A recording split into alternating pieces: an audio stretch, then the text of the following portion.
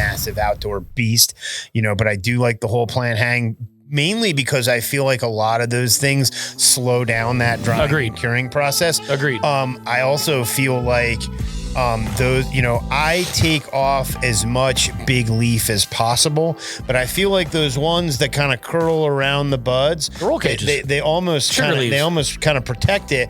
And then not for nothing, when you're going back to trim, it's exposed that bottom side of the leaf, so you can go in there kind of easily. Whereas we're Jug Dealers, we're the podcast you need in your feed, teaching the game like you never seen. Jared, Gabe, Rambo, from OGs, masters of the globe, set your mind free. From Denver, Colorado, where the dead is green, we set the data points for the SOPs. Jug Dealers Podcast, yes indeed. Hey everyone, welcome back to the Jug Dealers Podcast, where we discuss all things cannabis and lifestyle related. Brought to you by the good people at 5-8, and we are available at jugdealers.shop and jugdealers.net. Subscribe. Let your grower buddies know that we're out here, because we're making some headway nowadays, baby. Yeah, absolutely. And like we said, if you guys are interested in samples, and I think here pretty quickly we will get a little more focused with our sample program. But as of now, we're still pretty wide open. You can click on the samples tab on jugdealers.net/samples and fill out a grower's form. Tell us a little bit more about your grow. One of us will be in contact with you, and we will get you guys hooked up.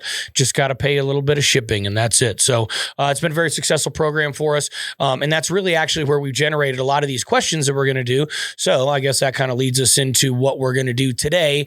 Haven't done one of these in a little while. We hit the ground running here at the beginning of 2025 with a couple of really great episodes.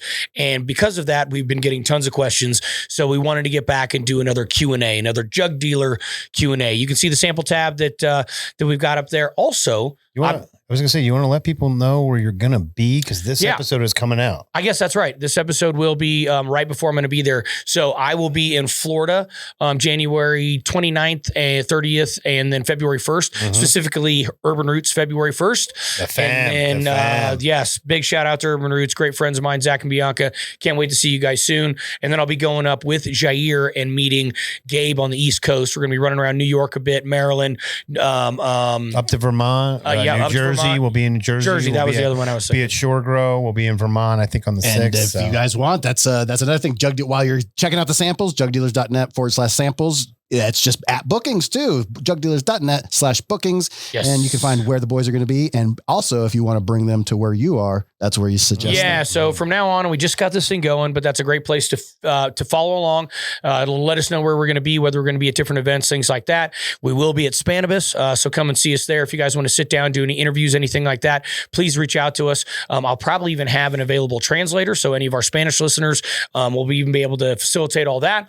But that's also the place you can request us to a store, to your grow, to your event, anything like that. So hit us up, jugdealers.net/bookings. And without further ado, let's get into the show. Let's get into the questions, baby. So, and I guess I'll start with this one only because I have been getting a ton of questions about this, about Autopots specifically, and running New Millennium. You're the guy, man. You've been running them a lot. And I've ran Autopots, right? So I'll field this one. And usually we kind of do a little bit of a back and forth. I'll ask you the question. Okay, sure. Why don't we do that? So this is from your Mailman Grows, one of the favorites of the show. Thank you, my friend. Yes, sir. Thank you for watching. Thank you for following. Got it. Good input. But his question is, when running the whole line at 100% in Autopots, how long do you suggest running straight water in Autopots after a winter frost ruby treatment? 10-ish days, thanks. Let me clarify on that question, because my question really would be, when he asks how long are running straight water in Autopots after, my question would be a two-part. How long do you run the winter frost ruby? And then how long do you go after? You know what I'm saying? And I do. And I think it's a great question. I think it also allows us to address this whole flush thing, which I'm actually glad he didn't even use the word flush. Right, so obviously he's a listener, because he knows I got a bone to pick with that one. It's just a misnomer, right? And especially when you do Autopots, which I've done Autopots, but I've also done, flood and drain bucket systems, which is all bottom fed as well. Or as Scotty likes to say, shout out to Dude Grows, are you dripping or are you sipping? You know what I mean? Or as some people say, butt chugging. Well, personally Yeah. avoid that one. But anyway, the kids, You know? The kids these days. So I've always liked sipping. I've done a bit of dripping. I've done a lot of sipping. And I think when people look at it and go, oh, I can't flush, does that mean I can't use the product? Well, don't worry, you totally can. And so to answer Gabe, to kind of expand on this and answer your 2-part question.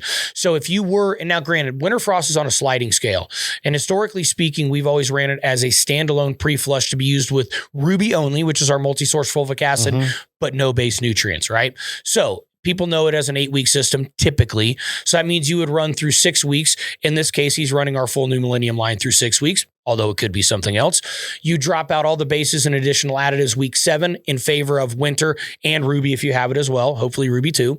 And you run that for day 42-ish. Day 42-ish, right? Yeah, right at the beginning of week 7, and run that for the full of week 7. Now, let's say your reservoir only does 5 days worth. That's fine, right? That's totally cool. And in fact, that kind of even goes into the second part here when he goes, how long do I do just plain water? 10 days-ish. Well, guess what? That could be just that last little back end of week 7 and all of week 8. That could be all of week 8 and into a little bit of week 9. It really comes down to the grower at that point. Some strains are going to, crash super fast and hard. If it's a cookies, an OG is something that's already something that metabolizes nutrients really quickly. Something that is a heavy feeder. Yes. If you have, the OGs, I tend to feed 1.8, something like that. Something that's a higher feeder, a 2.4, something like that. But like a GMO will hold on a little bit and it'll act like it's not going to crash. And then it will finally go boom and it'll happen fairly fast. But some things will just kind of hang on a little bit more. But again, if it's more of a naturally a 7.5 week strain, it's going to metabolize that really fast and go faster. And then you might only be plain water feeding for 7 to 8 days instead of 10. But you can even go a little bit more than 10 if you need to be. If it's hanging on a little bit and you want to get a little bit more color, if you want to get a little bit more ambering, that's fine. You guys got to remember, these are plants, so there's not hard and fast rules. It's kind of like when somebody says, how often should I water? What's the only real answer? Whenever the plant needs it. It's funny. It's funny because I have so many different genetics in my room right now. The GMO and the garlic cocktail I still have on food, but everything else is kind of, I'm running the winter frost right now. And how each plant is, the Dante's is coloring out way quicker, way faster than the Gorilla Glue. Yes. You know what I mean? Now the Gorilla Glue's packing on that frost. Yes. You know what I mean? But that's the thing is that, each plant, it's really going to kind of, it's why we always tell people know your cultivar. And be a gardener. You still have to be a gardener. Yeah. And I guess that's and take notes if you can, or at least take mental notes that like, hey, I treated this way last time.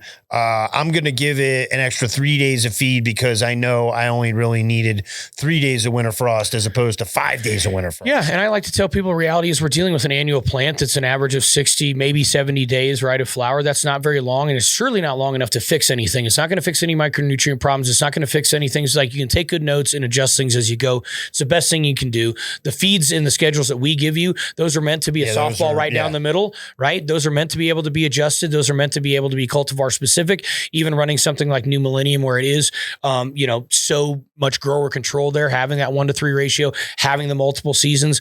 That's the point, right? We still want to put the tools in the grower's hands. I'll say your Dante's looks amazing too, Gabe. Oh, thank you, man. So I just want to say, if you guys are curious, because these things look amazing, that's where our Instagram comes in. Everything these guys are talking about, any plant, we always put them over there. So follow the Jug Dealers Instagram. And we do have, and I guess that's just a slight little tease. We are going to be coming out with a bunch of new stuff this year. You're going to be seeing, the Jug Club, which is going to have exclusive discounts that are coming out regularly through that side of things. You're most likely going to see probably, some other side venture that's opened up, give you a little bit more of a behind the scenes type look.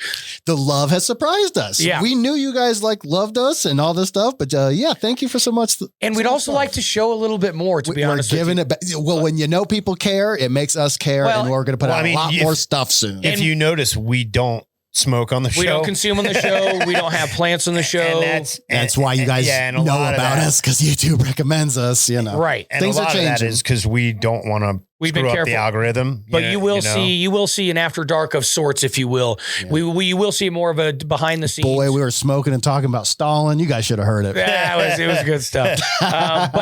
So let's wrap this up. And again, thank you so much for your wonderful questions and your continued support. Your Mailman Grows really does mean the world to us.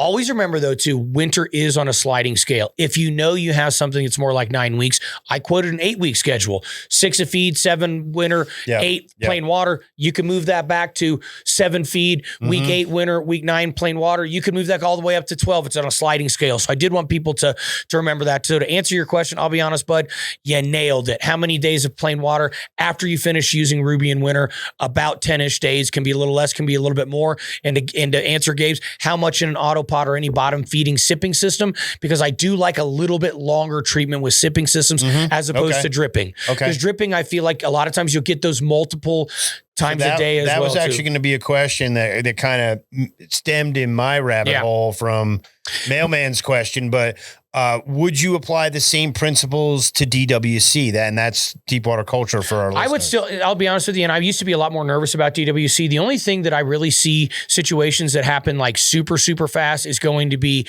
in rock wool with small cubes and many waterings a day. Like we're talking the micro injections of like anywhere from 7, 14. I've seen up to 21 waterings a day at very small amounts. In reality, it's about the top third of your substrate is what has most of the feeder roots in it as well. So obviously when you are sipping, right, you're having to take that, put at the bottom. So there's a little bit of a leaching process, so I like, and I always kept that in mind. So I've always thought when you're doing dripping and you're doing it that multiple times a day, sometimes you can get away. If you're dripping 5 times a day, sometimes you can get away with 3 days worth on winter frost. But in general, 5 to 7 days worth of winter frost and about 10 days worth of plain water afterwards. And you guys are going to have more oil, more color, more individualization of your strains. Winter frost, the gateway jug, baby. Next. Yes. I always know it's a good question when I learn some stuff. Like I didn't know about that. The roots take a majority of their feeding there. That's why I love this show. That's what we're here for. All right. Well, now we got another homie. Yes. And in fact, I'll introduce this one and I'll pose this to Gabe and we'll just kind of keep going back and forth on this. So another longtime listener. I mean, man, we came across each other 5-7 years ago in Portland. Good old Washgrown, long time user of our products, long time listener of the show before we even had a show. We don't have to give the shout outs today because the shout outs are the questions, That's true. That's great. Yeah. No shout outs. All the shout outs come with the questions. Washgrown, thank you so much for your continued support. Actually, that makes me laugh. One of the worst and weirdest situations I've ever had is, and I'm pretty sure this is with you, but anyway, I had, and it was like one pet pack wasn't going to quite be enough. And this was early on, right? And I'm trying to get some stuff out, he's wanting the product bad. And he paid for the shipping on all of it, but I sent 2. Well, the owner, which the store is no longer around, go figure. The owner gave him the one box and said the other one didn't show up. Oh, that's cool. So I go and I look and I check the tracking and everything else. Well, you damn right it showed up. Of course they both made it. So I call him right now. I was like, hey man, not that big a deal. But I was like, I'll send you another one, bro. If you really want one, like no problem. Like I'm trying to put this stuff on the map. I mean, this is like 8 years ago. And I can't even say what he said to me. Not here on YouTube and not get educated. Oh, wow. Hence the birth of the other channel. Yeah. Hence the After Dark channel. And I'll tell you the full story there. Anyway. And like literally I did end up sending a second one because I'm like, all right, if it's that big a deal. But the guy's like, I'll throw your crap out. Eventually admits by saying he'll throw my stuff out back in the parking lot. He actually did keep it. Yeah. And love the way people throw themselves under the bus. Oh God. Well, if you just listen, right? And then also best part was he got on the back of the bottle, which anybody, believe it or not, if you look on the back of a New Millennium bottle, you will see a phone number there. Yeah. It's a 970 phone number. It's actually Neil's phone number, which is crazy. It's directly to Neil. Yeah. Bo might answer because sometimes you get forwarded to Bo. I think if Neil doesn't, it gets forwarded to Bo. I end up with it a lot of times. So you might hear back from me, but believe it or not. So anyway, this guy calls and bitches Neil out. Yeah, that's bad. Like, bad. Good luck with that one, guys. Anyway, all right, Washgrown. Thank you so much for the long time. I hadn't thought about that in a long time. So anyway, Gabe, why don't you? Actually, I'm supposed to read it to you. Sorry, dudes. To me. Howdy, brothers. Howdy, brother. Can you talk about using additives in flower? For example, using Decision as a flower hardener and boosting performance, and maybe other tricks that growers across the globe might be doing with your products and how we might benefit our precious crops. Many thanks. I appreciate you both very much. Stay blessed and stay lifted. New millennium. Long live the sauce. Wow. Yeah. Wash grown. Yeah. I told you, man. This is the homie. Yeah. So, I mean, this is, you know, this question definitely goes down some rabbit holes in which we've had some users kind of go down. I'll give you the basics and then I will discuss a couple things that I've heard of people using, but I'm not going to say that I've done it that way. So, and I will say, because I know exactly what I know where he's going. I know where he's going. And here's the thing: when I get to that point, why don't you start talking about Decision as what we have advertised as, and then just talk a little bit about our additives based approach, and then all specifically because I kind of worked on that other side of things a little bit. I'll specifically talk about where it came from and yeah. So, you know, one of the things that's always been tough with just the New Millennium line in general is, you know, a lot of the stuff that we produce, you don't see other people producing. And when you get really good results, cannabis growers in general like to push the limits. They go, hey, I got a really good result from this. What if I used more? And that's not always common. That is not always the case. So that's what we'll be referring to here in a little bit. But using Decision as it's intended is basically it is for that time.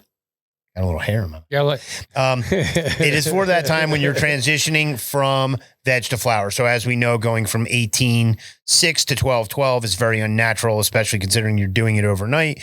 The plant is scrambled. Yes, because, you know, if you think about it, just look at how it goes in nature from June 21 down to about mid-August is how long it's going to take to go from that peak of, you know, maximum sunlight per day to a point that it's actually going to trigger flowering, right? Yep. So it's only changing maybe, I don't know, 30 seconds, sometimes a couple minutes a day. It does vary, right? And I think it accelerates as it gets deeper in the season. And like I say to folks, when it comes to, you know, growing outdoor, flowering time starts anywhere from like third week of July all the way through second week of August. So it really depends on the cultivar. But what Decision does is it really sends those signals to the plant. You know, like I say to folks, it's like, hey, come on, it's time to switch into flower.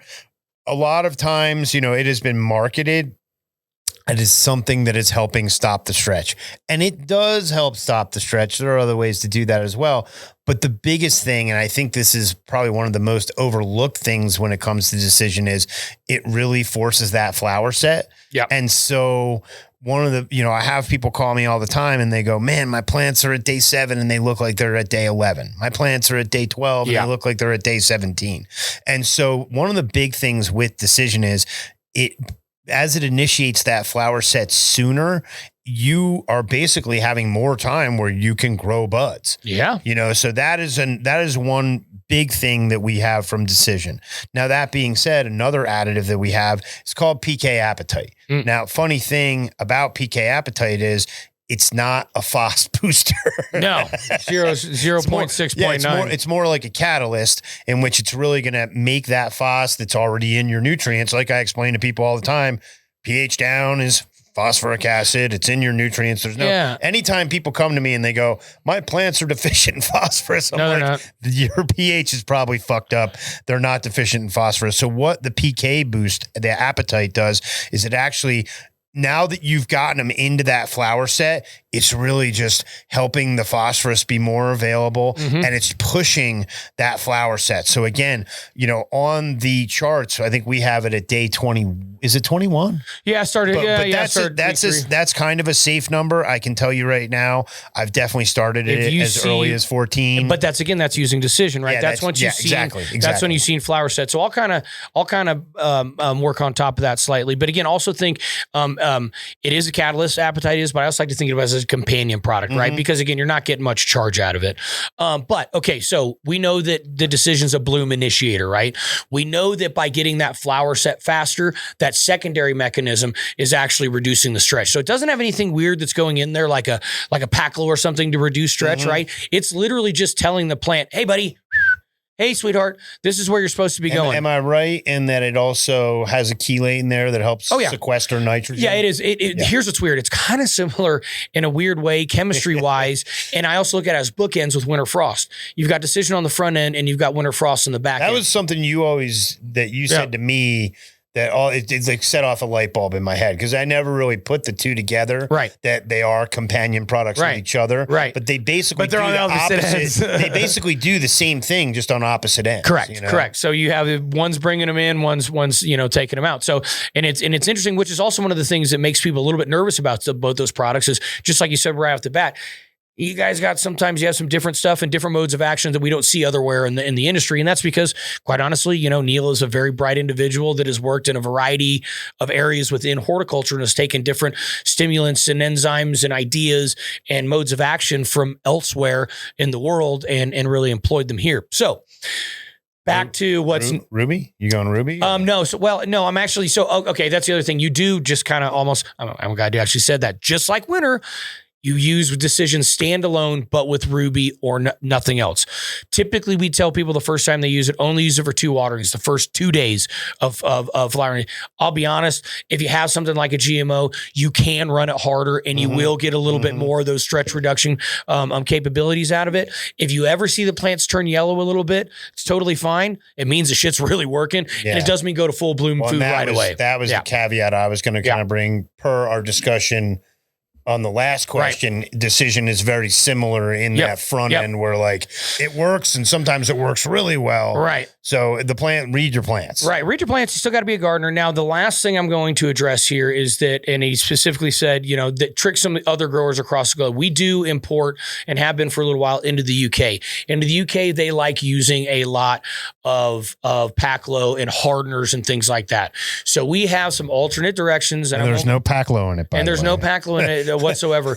But we have used some alternate directions at times to basically use this because it can, based on some of the biostimulants, some of the modes of action that are in there, it can actually create some of the same hardening effects, but you're not using any Paclo to do it. So we actually have I believe, and this is off the top of my head, but roughly, and please nobody quote me on this, but it's basically saying something along the lines of like, rather than using it as the 15 mils per gallon standalone like you would the first couple of days of flower, you're using it in like week 2, week 4, week 6, something like that. I believe 5 mils at like 5 mils a gallon, along with base your nutrients. juice. Yes. Yeah. And that will give you a little bit more of an EC in there, but not much because again, it's not really about EC. It's about triggering those kind of actions to take place, just like it is with the winter. But it does do some hardening on it. So it's not anything that we've advertised a lot over here, but you know what, Wash Grow, and you brought it up. We figure we might as well talk about it. If there's people that are legitimately interested in trying to look at that, I can, and I would be willing to give you the directions to do a little experimentation on. I will say Decision's one of those products that Neil is very, very proud of. It's incredibly unique. It's very powerful. And the safest way we could use it to start with was as a bloom initiator. But that's not the only way it can be used. And just so people know that this isn't just a straight advertisement or something, if you guys want to try it, you can actually try some of these things for free. Jugdealers.net. Bada bing, bada boom. Samples. Yeah, so we put our money where our mouth is. Absolutely. That's why I really respect you guys. Like, we're not just like, hey, buy this. Hey, try this, then buy it. Absolutely. I guess that kind of, hey, again, thanks for the support, Wash Grown. I know you've been with us a long time and you'll continue to stick around with us. And that's a great question. I'm glad we were able to address that. Next, Gabe, why don't you rip this one off and I'll give her a go. This question is from Technological, not technological. No. Kill. So very, we appreciate that. I like that. It's a great name. That's a great name. It is a great name. I can't believe it's not a metal band. So I saw them open for Slayer, bro. Did you see Technological last night, bro? I saw Primus open for Slayer, so that's a good show. Mr. One Over. I saw Slayer open for Pantera. I mean, we could go. I was backstage with Slayer, so I actually want to get Bon Villain on here because he would be some fun stories. My question is on trimming and dry trimming, wet trimming. I'm an old school grower. I've been growing for 26 years. And before I even knew what dry trimming was that 70-year-old Sydney Austin in 2000 told me that dry trimming created an inferior product. I'll let you start and I'll put in my own. This is a good one, and it's funny because we did, you guys can reference, you guys can reference a dry cure episode. It was a couple weeks ago, and I'll be honest with you, they had really great comments on. Thanks for watching that one. I outed myself as a wet trimmer. Okay, I did it, and because of your courage, I came out of the closet too. I also went trim. And my honest to God, my favorite meme of all time is Como when he goes, is there any history of mental illness in your family? He goes, well, I do still have a cousin that wet trims, and I was like, that made me fall out of my chair one time. Not fair. So anyhow, here's the thing. I will say, I think both of them have their advantages. I did wet trimming in part because I wanted to cut out some steps, and I wanted to basically, if I was going to get in there, and I would have to set up my trim area when I was trimming. So it was something where I didn't just have my trim zone always there, right? And that's a different thing between home growing and commercial growing, right? And I think that's also one of the reasons why people do look at it a little bit differently, and people like to do it different ways. Number two, it is a mess dry trimming. It is an absolute mess. Half the time people are all allergic with it, even if the shit's flying all in the air. You got to put on a mask really if you're not dumb. It gets itchy. Stuff's all over the place. Again, if I have a dedicated trim room, I don't really give a shit. I did not have a dedicated trim room. I always have to set up tarps and things like that. So it was like, these are personal reasons, right? I do think that if you are sloppy and lazy and over dry it and then trim it, you can create an inferior product because you're just raking trichomes off. If you do it right, it's not going to create an inferior product by any means. But I do think both ways are valid. If done correctly is what I would say. But I am a wet trimmer. I mean, look, I wet trimmed for years, and like I stated on our episode, hey, my cousins are back when I was doing it, it was you harvesting by yourself, and 18 hours a day of just wet trimming, pulling these plants down, and you really didn't have a choice but to wet trim. Yeah, it was necessity. I don't like the racks. I don't like laying the buds on the racks. I think that's where it gets the bad rap. I never did that. Is the racks? My friends always would get the tiered racks, and their nut was always crappy. I never liked that. I always hated out for some reason. Yeah. I always wet trimmed, but I would hang more of a hanger style, whole branch hanging, which I don't. Yes, I don't mind that. I mean, I think. I definitely don't like laying either. That was a weird. Remember how many of those? Oh yeah, the grow shop we used to sell. I couldn't tell you how many. 10 of them at a time. It was like how I was taught, and I had to tell my teachers, no, we're stopping that. We're hanging them. That being said, I do like drying on the stem. Preferably, Agreed. I like whole plant hang as long as it's not some massive outdoor beast.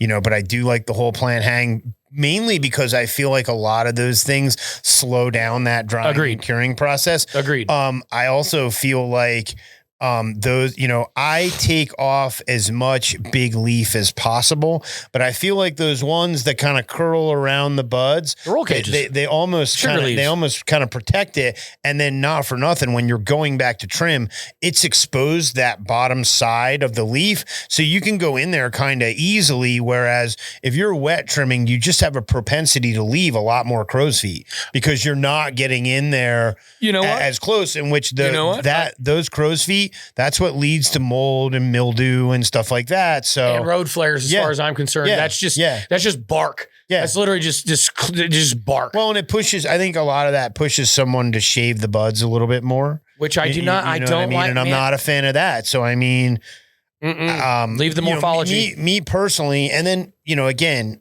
Once it's done and you get it kind of bucked down into the branch size to get it into bins, it's gonna hold a lot longer if you don't have the time to get to it to trim.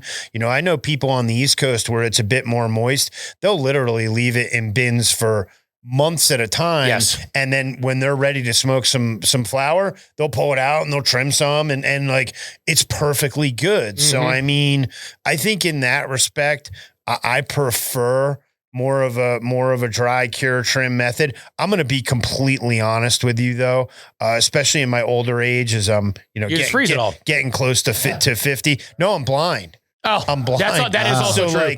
You see this guy with his glasses. It is. Yeah, it's tough. And I can say that's legit though. The dry trim is definitely harder to do when you can't see. Yeah, you know? well, because those little petioles were nice and fat and green, and now they're just tiny to where you almost get. Now, here's what I will say, and you reminded me about this. When you are wet trimming, there's a window. Yeah. And you need to be real turgid. If you let that lay down and get soft, it is going to be the worst trimming. Cut to order. Cut the branch you're going to trim. And then, I've taken a whole plant down before. It took me 3 times as long. And then you're like, racing the clock. I'll actually cut branches. If I am wet trimming, I'll cut branches off, put them in a bin. Yeah. And just take as much as I know I can trim. Yes. That's all you can do. In a sitting. I cut to order. I literally one branch, hang it up. I go back to the plant. I trim another branch. I would usually cut more than that just because I wanted to not have to get up so much. But same thing. Because I'd overdone it one time I had to get a whole pitcher and like literally take them and put them in water in a pitcher just to try. And I just want to say, flowers, literal flowers. Yeah. Going back to this question, when your buddy Sydney Austin in 2000 told you that, someone telling you that in the year 2000 makes complete sense. Yeah. You know what I mean? And also it's there's a lot of new science. 25 years ago. And I think that's kind of your reference there too. And here's what's funny too. I also think when people say, wet, it's the right wet. And I also think when people say dry, it's not dry maybe as you even think, you know what I mean? Especially when you're full plant or large branch hanging, you're getting a little bit of snap out of the very smallest branches. And we don't want to spend too much time because literally we did a whole episode on this. And if you do want to go back and watch that episode, it's a couple weeks ago. And actually I kind of address more of the home side, which we did just here again. And Gabe really delves a little bit more into the commercial side. So I actually thought that was a really good two-sided. And you learn great from both. That's the thing. Just because when Gabe will talk about commercial stuff, I learn as a home grower as much as I learn from likewise any other source. I mean, look, what works, first off, it's growing plants. Yeah, what works in one building commercially might not work in another building commercially, and what works commercially might not work in the home, and vice versa. So I mean, every situation is different. Like we say to folks, it's honestly whatever works best for you and your garden. Yeah, is it working for you? Do you like it? Does it work? Are you getting good results? Great. Keep doing do that. Just do that. I mean, it was the whole like your buddy's full of shit. Like the shirts. It's like, dude, but what's the problem? Well, nothing. If everything's going great, then why are we talking? I just noticed someone else was doing really well. How's your garden look? Looks great. Do that then. Do that. All right. So Christian's Chronic got the next one from Christian's Chronic. How long do jugs last before expiring? Another great question. We get this a lot. I bought the trifecta Ruby, Winter, and Carbo, but stopped growing for about a year. Now I'm back and I'm wondering if they're still good. I emailed customer support a few weeks ago. Love your products and podcasts. And in fact, I feel like I already answered this question because I did, but we're going to answer it again for all the everybody. Well, you sent the email. You answered him, but now we're going to answer it for everybody. Exactly. Thank you, Grambo. At least somebody's paying attention. Here's what I would say. The winter, you should be okay. Two steps to this question. First off, by what you're saying, I can assume that the bottles have been opened. Yes, which is going to make a difference. If they have not been opened, those bottles are good for 5 years. Give or take, but they're good for 5 years. They should be fine. If they have been opened, the winter is probably still going to be good. Carbo, Ruby. If they've been open for a year, but if it's cool, dark spot, I smell them. I always tell people, smell them. The nose, guys. I told you, if you see any bloating, that's going to be a problem, right? Look in there. You're probably going to see the Ruby gotten a little bit darker, and you're probably going to see a little bit more some floaties in there. Well, what's happened is once you've opened that and it's been exposed to air, it starts oxidizing, and that takes that bright red color and darkens it over time. And it also allows the bacteria to be reawakened and start proliferating and colonizing again. Both those things are totally normal. The Carbo is a bunch of different plant extracted sugars. So what's going to happen potentially with that is going to be contamination. There's nothing wrong with the jug itself, but stuff really likes that. Yeah. So if you see some wacky molds or any kind of bad smell whatsoever, that should smell nice and sweet. The Ruby should smell almost like a sweet jug wine, like a like a Carlo Rossi. Edit. Like, now we're late. This is late enough in this. Yeah, we're more, but that ruby you want to be like a sweet red wine. The ruby, like we said last time, it's Frank's Red Hot. We put that shit on everything. So, be liberal with it. But again, it should and could, and if it's been about a year, but again, the nose knows, definitely check them out. The winter almost undoubtedly is no problem. Just, let's, I know this one's not on there. Lightning start? Lightning start, I'm going to put in that same category. If it's bloating and stuff, be careful. Yeah. If you see some mold on the activity bottom, in that bottle, that's okay. There's a lot of activity in that bottle, but that's another one. As long as it smells, and it's not as sweet, it's more like blue cheesy. Yeah, it's more blue cheesy though, is what I always say with the Lightning Star. Again, aerobic bacteria, that's air-loving bacteria. That's good stuff. It's anaerobic bacteria. Anaerobic it smells is the like bad one. Death and necrosis and rotting. Look, as a human, as an animal, we know the difference. The nose knows. If it smells like shit, throw it out.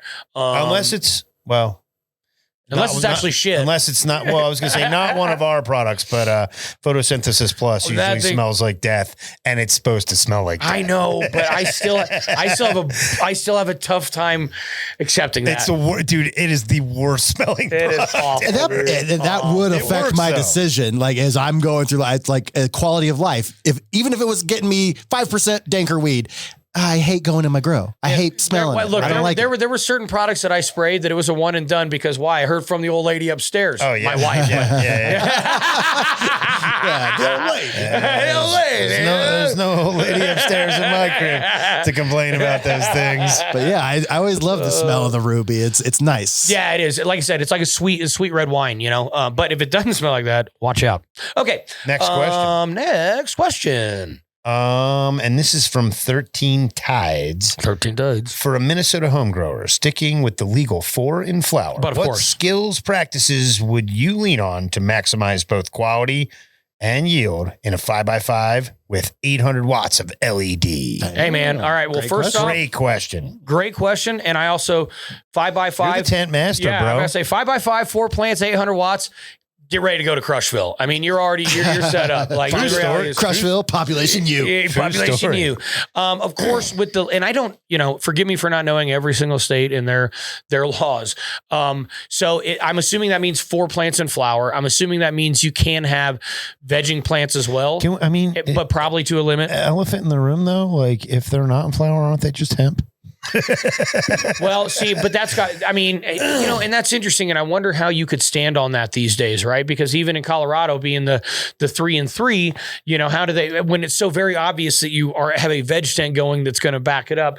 But at the same time, if you got the right lawyer to say, well, prove it. Yeah, then now genetics are getting so dank though. Like I'm getting veg plants and they're producing trichomes these days. Like it's insane. Well, I'm not going to lie on that, but also it's like, it's okay. So I don't want to get too far, but I'm just not sure exactly,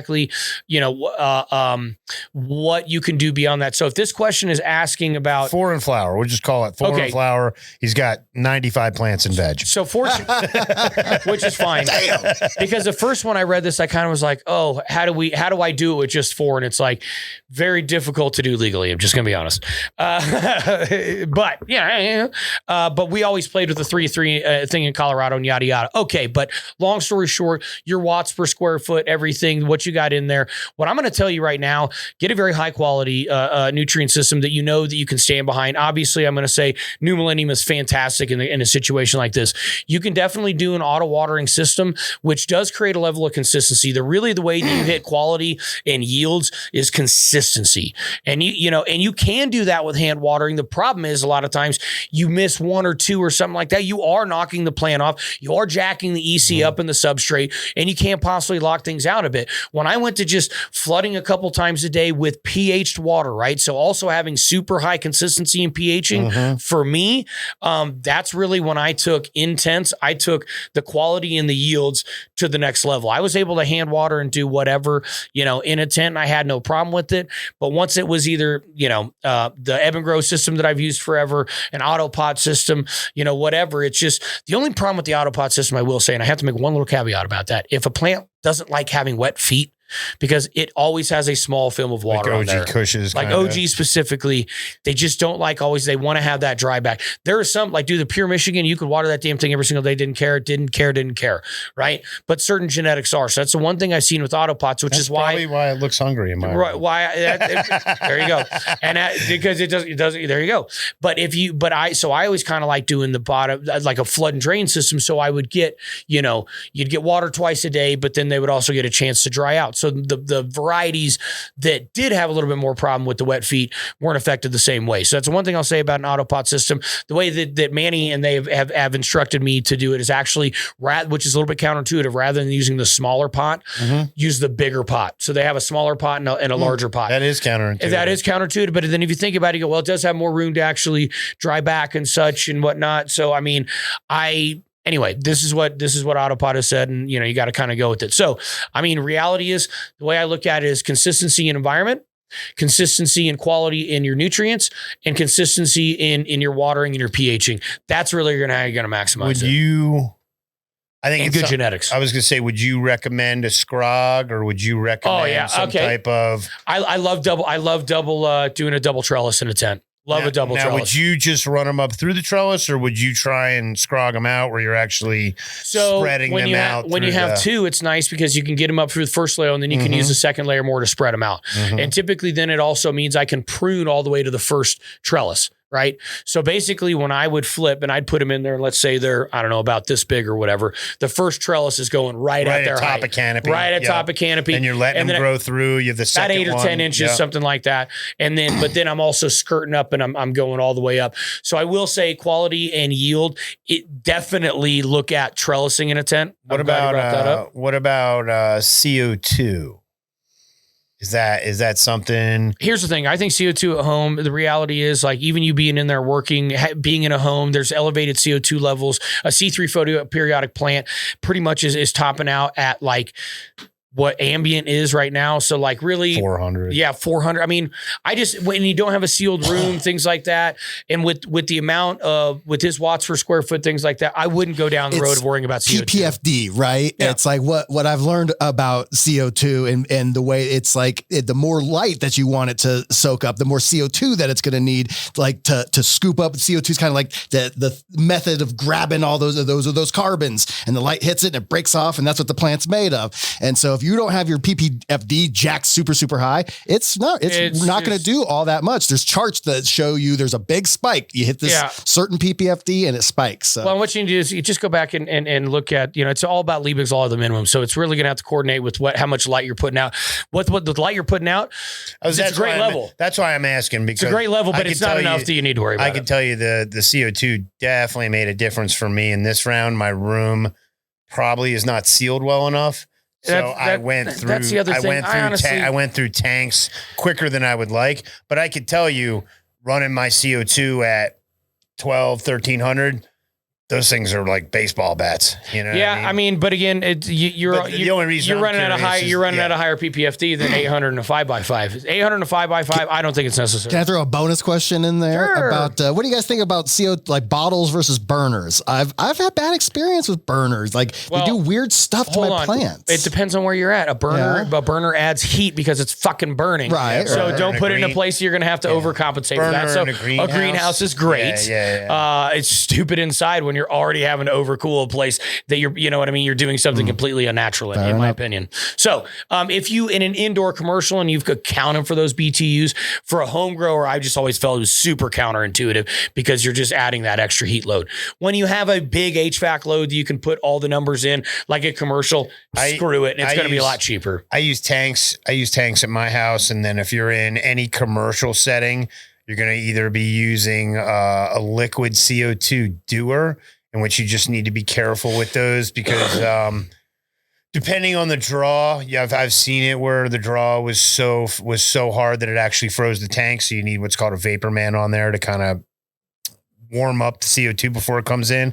And then on larger commercial buildings, we've used 30-ton liquid tanks that are about the size of a tractor and here's trailer. the thing, I truly look at CO2 as more of a commercial thing. Your environment's got to be dialed. Everything, CO2 should be the last thing you ever put in. Let me just put it like that. And the one thing It's funny you say that because it was the last thing I introduced in my home garden. But I was like, finally like, hey, this is the missing link because I'm driving the nutrients. I'm driving the lighting. There you go. They need the CO2 at this point because I'm. And then I would say for 13 Tides, if you go back and look at, always, whether you're in this situation or any situation, looking at the hierarchy of importance, right? It's going to be light and environment are the two most important things, keeping those consistent and good, which I believe you're already working on, having the genetics, being an experienced grower, and then using some badass stuff like New Millennium. You'll never go wrong. And once again, we have an episode all about that, the grower's pyramid. So just scroll through our thumbnails, find the pyramid, and it's a good episode. Boom, boom. So awesome. Hey, great question. Appreciate you putting that out there. Look forward to you having wonderful success in your situation. Oh, yeah. Oh, let's get on to the next question.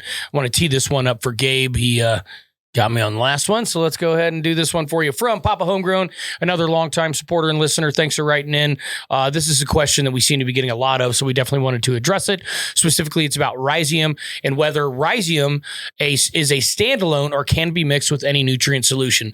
Let me be very, very, very clear about this. Rhizium is a universal product that can absolutely be used alongside any nutrient program, whether it's New Millennium or anything else, quite frankly, right? So what it is, it's a very concentrated, I don't call it a root initiator. What I like to call it is a root proliferator.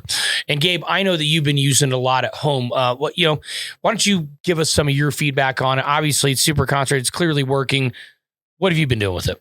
I've been doing it the big thing you want to be cognizant of is you do not want to give it to your plants before you see roots. Correct. We've had some people kind of chime in about putting it in their clone mix. Do not put it in your clone mix. It is not for that.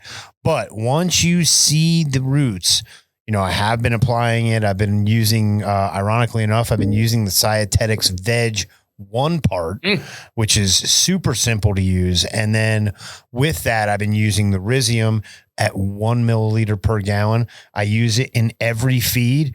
Like I say to everybody, it'll grow roots on a popsicle stick. And what you're going to want to use it is every feed alongside your current nutrient regimen. It's not going to really have any EC or anything to it. And into flower. Yep. So all of veg and through 4 weeks of flower. What it does is it focuses on the rhizosheath area of the root, which is literally where the actual root comes in contact with soil particles. Yeah, you've heard of the rhizosphere. This is a small, was invented in 2016 or discovered in 2016. Well, yeah, or coined it's been as a there term. the whole time. Well, just discovered. Or coined as a term or whatever. Bottom line is, rhizosheath. we didn't learn about it when I was in school.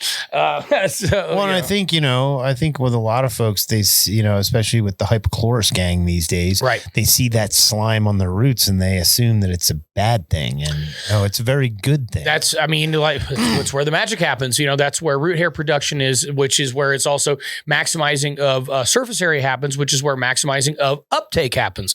So very, very important zone. Again, to your question, it absolutely can use like that. And I will want to chime in. I was going to say, can we address the foliar issue? Yes, we can. Because a lot more people, I'll be honest with you, I have not used it as a foliar, maybe because I just have the luxury of being able to use it on every feed. But there are people who are using it as a foliar. What is the rate that they're using and how often? Yeah, so rate that they're using it, typically people do a foliar like about once a week, That's just where you see whether they put it in with like some type of IPM program. Silicium, we see people mixing it with. Yeah. So you can definitely mix it with silicium because silicium you can pretty much mix with everything.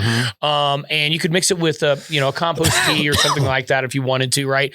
2 to 4 mils a gallon. So 1 to 2 on substrate application, 2 to 4 for foliar application. So it's just double up of the mix. So still very, very concentrated. Since we did mention silicium, same kind of thing. It's a half a mil a gallon when you're using the substrate, and it's actually 2 mils a gallon. 2 mils on the foliar. Yeah, on the foliar. So you could definitely go with both products. You go considerably harder. But yeah, I would look at it as about once, maybe twice a week. It's definitely something. Nobody really foliar feeds every single day, right? So typically have people having their program like maybe once a week, and I would advocate that would be completely sufficient. Now, can you do both? I don't see why not. But again, it kind of just depends on what your system is. If it's at home, we typically see people more using using it as in the substrate, because like you said, it's just easier to do. You can do it every time. For some of the people that might have limited injectors or things like that, or don't have an ability to hand water, something like this, it's a thicker product, does have some organics and whatnot in it, then that fuller is kind of an easier way to go. And it is going to add some color to your water. I know some people are afraid of that. I'm not really sure why, but there's a bunch of people who are afraid of color in their water. They think it all needs to be clear.